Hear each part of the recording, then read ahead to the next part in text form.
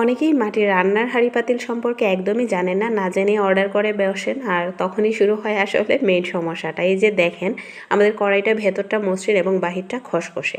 এবং আপনি যদি একটু লক্ষ্য করেন তাহলে দেখতে পারবেন বাহিরের সাইডে কিন্তু এই যে চিড়চিড়, এগুলো দেখে অনেকেই ভাবেন যে এগুলো হয়তো ভাঙ্গা বা ফাটা। এগুলো মূলত ভাঙ্গাও না, ফাটাও না।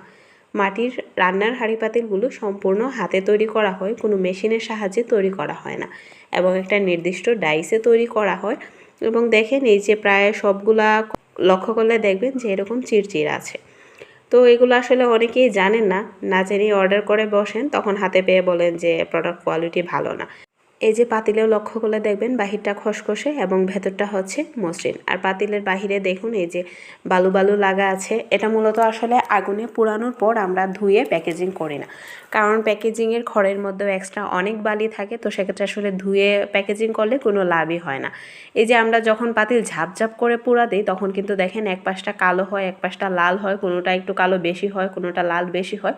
এখানে আসলে আমাদের কোনো হাত থাকে না। সেম দেখেন ঢাকনার বাহির মসৃণ আর ভেতরটা খসখসে। তো অনেকেই হাতে পেয়ে এগুলা নিয়ে আসলে ভুল বুঝাবুঝি করেন। কাইন্ডলি এগুলা নিয়ে ভুল বুঝবেন না, সব জেনে শুনে তারপর মাটির রান্নার হাঁড়ি পাতিল অর্ডার করবেন। কারণ ডিনার সেটের আইটেম আর রান্নার হাঁড়ি পাতিল কখনোই এক হবে না, কারণ ওইগুলো হচ্ছে মেশিনে তৈরি করা হয়, আর এই রান্নার হাঁড়ি পাতিল সম্পূর্ণ হাতে তৈরি করা হয়। আর সব এক্সট্রা বালি ধুলেই চলে যাবে, রান্নায় কোনো বালি উঠবে না।